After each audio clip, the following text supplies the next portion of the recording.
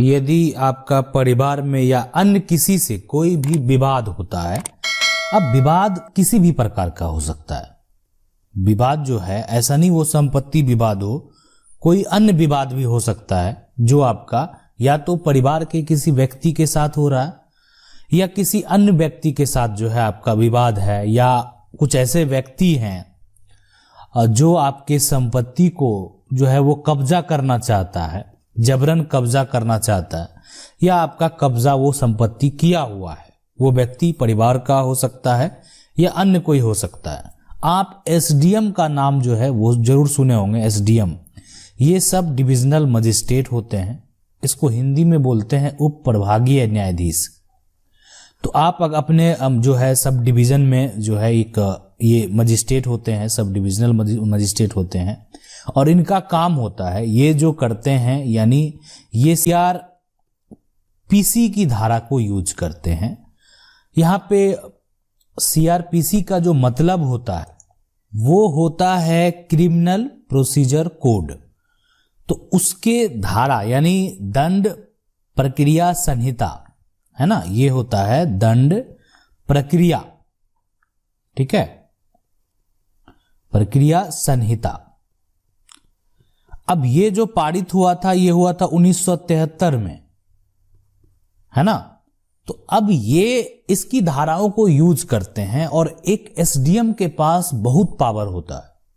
अब कौन कौन सा पावर होता है और किस तरह से अपने पावर का वो यूज करते हैं उसको समझने का प्रयास करेंगे। तो आज जो सवाल डिस्कस करने वाले हैं कि एसडीएम कौन है, एसडीएम का क्या काम है, अब जो है कब आप एसडीएम ले सकते हैं, जमीन या संपत्ति विवाद में एसडीएम की क्या भूमिका है, कब आपको जो है एसडीएम के पास जाना चाहिए। देखें, एसडीएम के अलावा एक और आप नाम सुने होंगे वो एसडीओ। एसडीओ के बारे में कभी हम आपको डिटेल से बताएंगे। ये लैंड रेवेन्यू जो है एक तरह से कोर्ट का सारा पावर इनके पास होता है और उसको यूज करते हैं। एसडीएम जो है वो सीआरपीसी की जो है धाराएं हैं उस पावर को वो यूज करते हैं। अब जो है यहां पे सवाल है कि ये कौन है एसडीएम। आप डीएम देखें, आप यहां पे लगा हुआ है ना, तो डीएम जो होते हैं वो होते हैं डिस्ट्रिक्ट मजिस्ट्रेट, है ना, और ये सब डिविजनल मजिस्ट्रेट होते हैं। अब इनका भी कार्य होता है और इनके पास जो भी पावर होते हैं वो डीएम के पास भी होते हैं और डीएम के पास कुछ अन्य जो है और वो पूरे जिले के लिए होते हैं। तो उसको समझने का प्रयास करेंगे कि कब आप एसडीएम के पास जाएंगे। और एसडीएम वो लॉ एंड ऑर्डर को जो है बनाए रखने के लिए, मेंटेन करने के लिए, मतलब लोक शांति और विधि व्यवस्था बनाए रखने के लिए, मान लेते हैं कि बहुत ज्यादा क्राउड है, भीड़ है, और उस भीड़ में हो सकता है कि कुछ ऐसा घटना घट सकता है, तो लोक शांति और विधि जो है व्यवस्था को बनाए रखने के लिए एसडीएम अपना वो पावर को यूज कर सकते हैं। अब जैसे सीआरपीसी की एक धारा है ना, धारा 44, और धारा 44 के तहत अगर वो चाहे एसडीएम तो किसी वैसे व्यक्ति को गिरफ्तार भी कर सकते हैं जो कि क्रिमिनल माइंड का हो, कोई घटना वो एक तरह से कर दिया हो, किसी को मान लेते हैं वो परेशान करता हो, या जो भी वैसा वो एक तरह से क्राइम किया है, ठीक है, जो संगीन अपराध है, उस केस में एसडीएम के द्वारा, सब डिविजनल मजिस्ट्रेट के द्वारा अरेस्ट वारंट जो है वो इशू किया जा सकता है, वो व्यक्ति को अरेस्ट तक किया जा सकता है। अब आपका जैसे मन में ऐसा होगा कि क्या हम संपत्ति विवाद को लेकर एसडीएम के पास जा सकते हैं। हम संपत्ति विवाद को लेकर बिल्कुल एसडीएम के पास जा सकते हैं। अगर मान लेते हैं आपकी संपत्ति है, कोई जबरन उस पर कब्जा करना चाह रहा है, घर बनाना चाह रहा है, और आप उस पर जो है, और वो व्यक्ति जो है एक तरह से जबरन करना चाहता है, मारपीट करने का प्रयास करता है या क्रिमिनल माइंडेड है, उस केस में आप जाइए, एसडीएम के पास जाइए, एसडीएम के पास आप आवेदन करें। उस केस में आप जा सकते हैं एसडीएम के पास कि अगर कोई व्यक्ति किसी भी प्रकार से आपको तंग करता है, अब वो यहां पे जैसे अभी संपत्ति विवाद हो गया कि ठीक है कब्जा कर रहा है, अब वो हो सकता है कि आपको अन्य किसी कारण से भी मान लेते हैं वो परेशान कर रहा है, उस केस में भी जो है आप एसडीएम के पास जा सकते हैं। गाली गलौज कर रहा है या दंगा उकसाने की कोशिश कर रहा है, भीड़ इकट्ठा करके जो है किसी का जो है तो मजाक उड़ाता है, बहुत तरह की चीज है। देखिए कुछ केस में सबूत की भी जरूरत पड़ती है आप किसी व्यक्ति पे, इसलिए कि ये एसडीएम जो हैं वो आप ही के एक तरह से देखभाल के लिए हैं, ताकि जो भी न्यायिक प्रक्रिया हो, जो क्रिमिनल टाइप का व्यक्ति हो, उसको जल्द से जल्द उस पर कार्रवाई किया जा सके।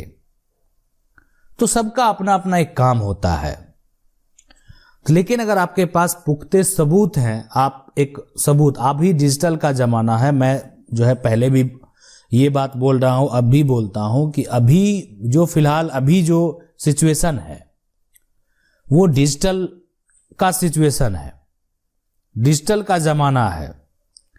आप डिजिटल वे में सबूत को तैयार कर सकते हैं। आप किसी पे मान लेते हैं कोई भी आरोप लगा, आरोप को अगर साबित नहीं कर पाएंगे उस केस में क्या होगा, कोई फायदा नहीं।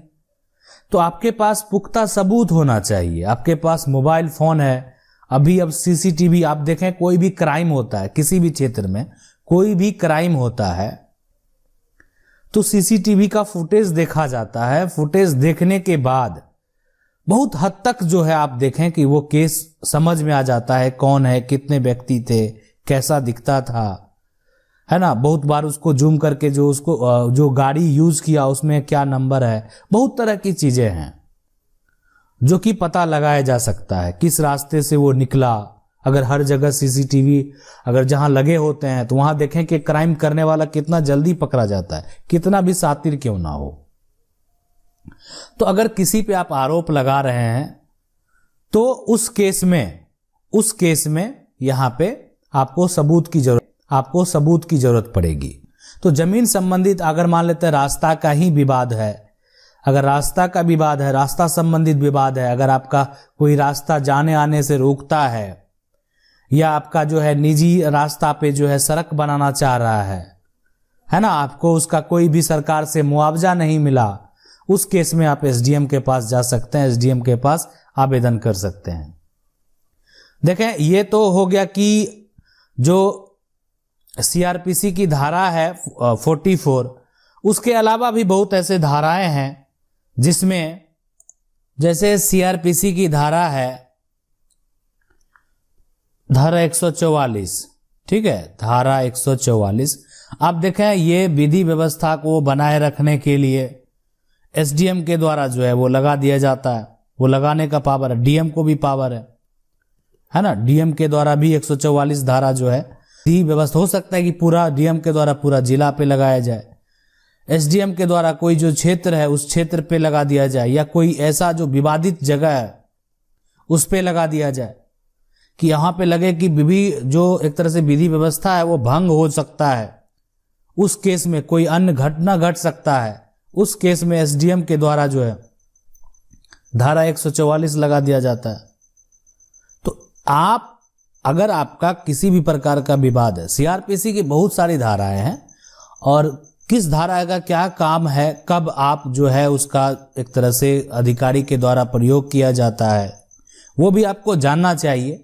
और अगर आपका ऐसा कोई भी समस्या होता है तो आप जा सकते हैं एसडीएम के पास, आवेदन कर सकते हैं।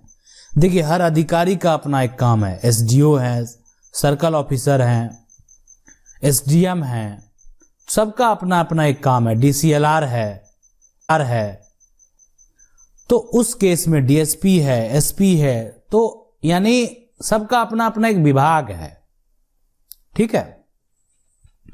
तो इसलिए अगर आपकी इस तरह की कोई भी समस्या है तो आप एक आवेदन तैयार करें, ठीक है, और एसडीएम के पास आवेदन जरूर दें।